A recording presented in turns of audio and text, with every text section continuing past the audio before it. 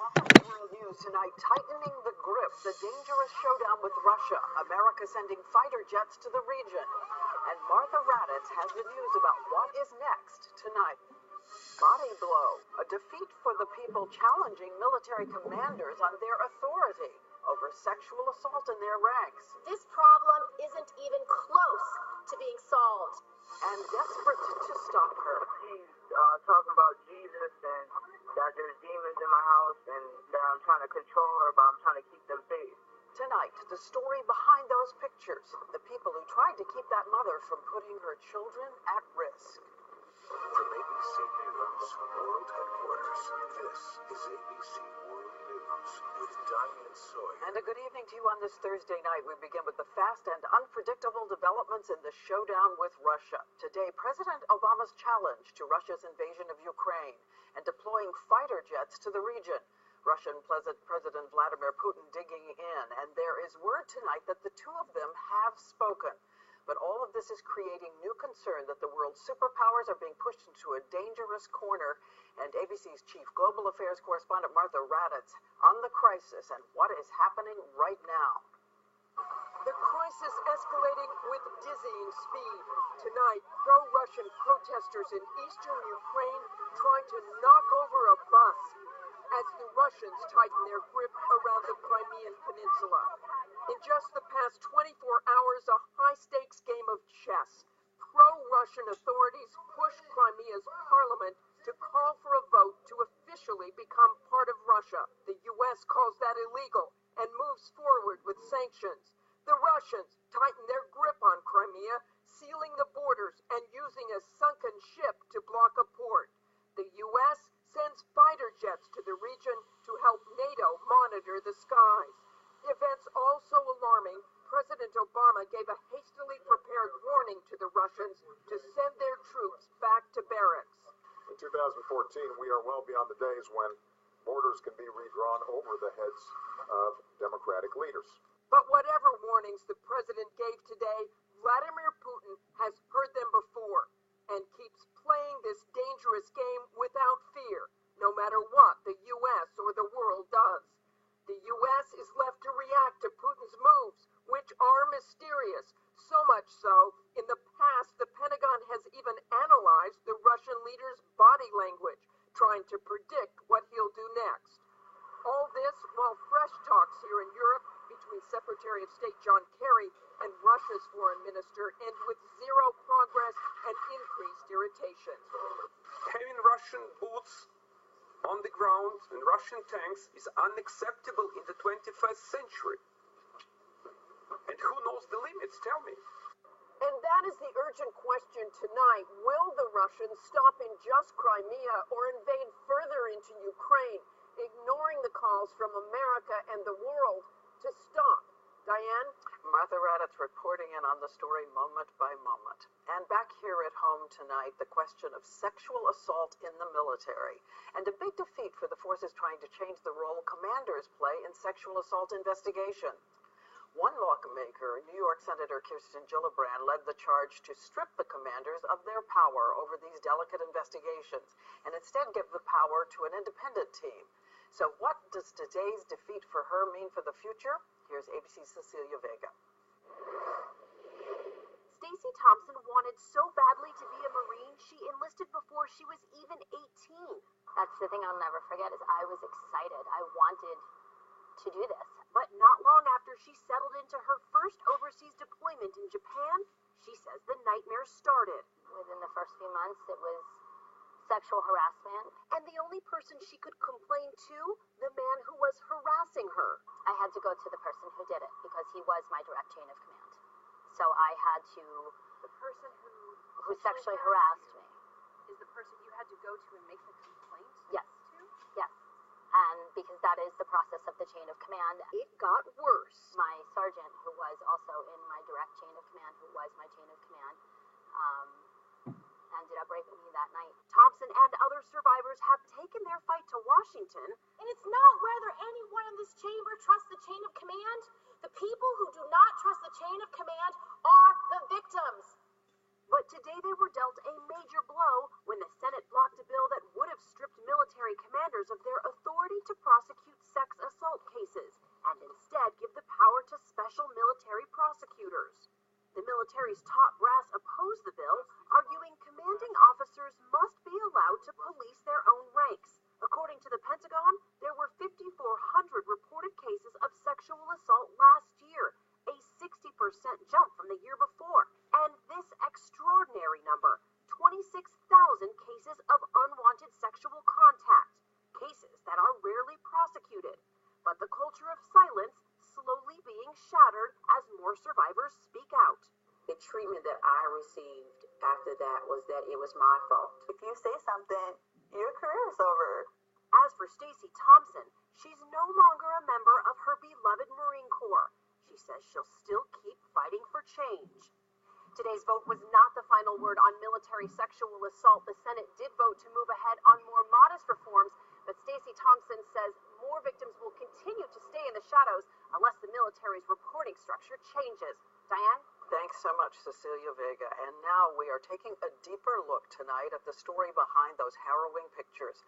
The mother who drove her minivan full of children into the ocean before strangers came to their rescue. So what could police have done before it happened, and could anyone have stopped her? Here's what ABC's Steve Osunsami found out. This heart-pounding scene on the beach.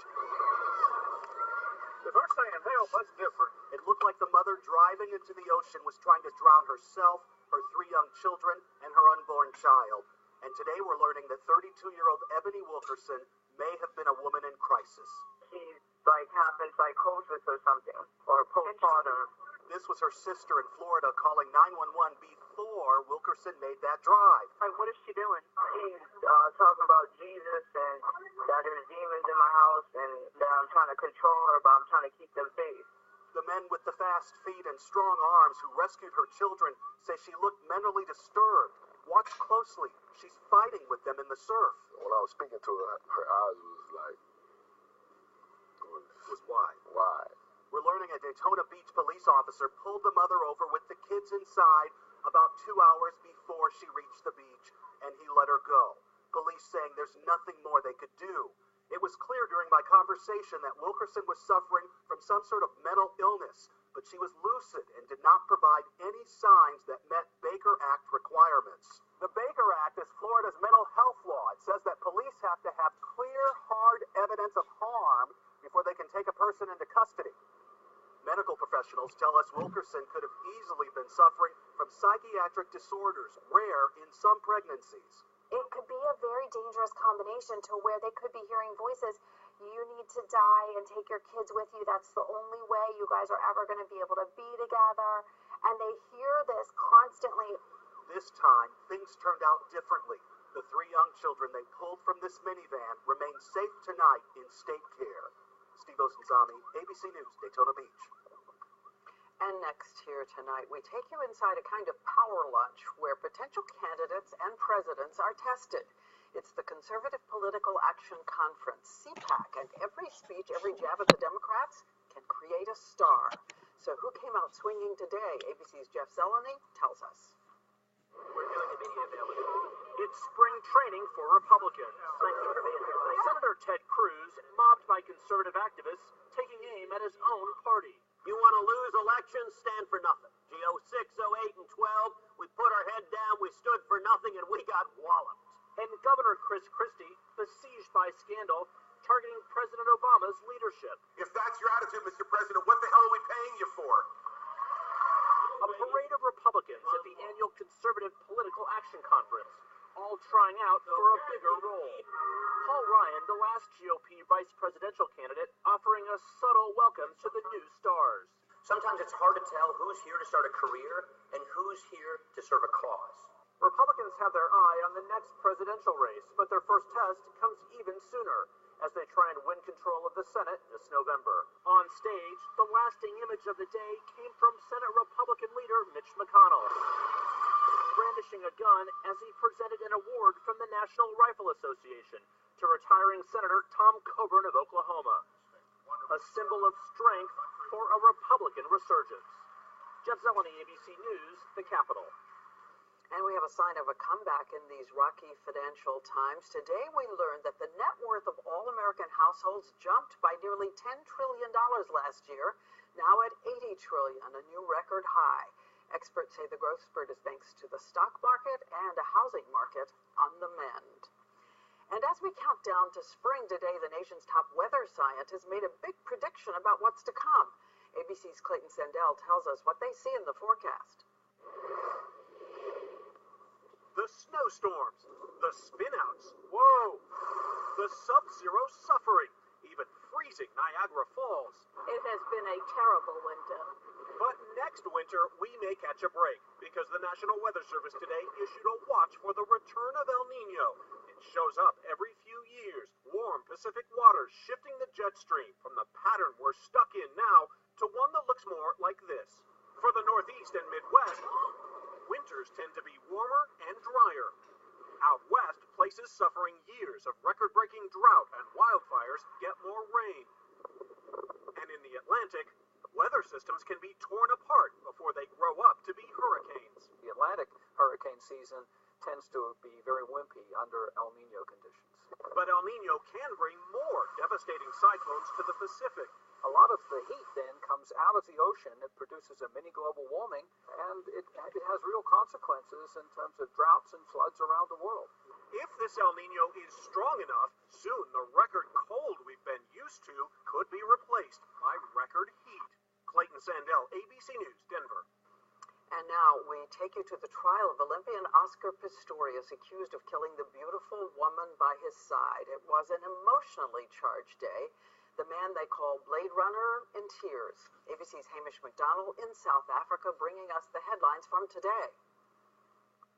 Diane, Oscar Pistorius, considered a hero by so many, sat crying today, holding rosary beads, and at times looking physically sick, as we heard a detailed graphic account from a witness about the night Pistorius killed Reva Steenkamp. Oscar Pistorius and Reva Steenkamp were South Africa's most glamorous couple. Young, rich, and beautiful. Their future looked bright. He said, I shot her. I thought she was a burglar, and I shot her. Johann Stepp, her former military doctor and neighbor to Pistorius, was among the first on the scene when Steenkamp was shot. He arrived to find a woman's body, slumped, lifeless, with Pistorius by her side. He had his left hand on her right groin, and his right hand's second and third fingers in her mouth. The star athlete was trying to keep the airway open. He was making promises to God. He was trying to, I don't know, maybe get atonement. Listening to this, Pistorius is sobbing. At one point, he looks physically sick, and a guard passes him a bag. In his hands are rosary beads. Today is the anniversary of his mother's death. Oscar, how are you feeling after hearing that testimony? How are you feeling, Oscar? Even before he met the model, it was clear he was destined for big things. I never really encountered any things that I couldn't do due to the fact that I had prosthetic legs. This is a man who has overcome enormous odds before, but he killed the woman he says he loved and is now trying to prove it was not murder. Hamish McDonald, ABC News, Pretoria, South Africa. And up next tonight, Most Wanted, a new hunt for a possible serial killer in a Washington suburb. Why police are warning an entire city to keep the doors locked.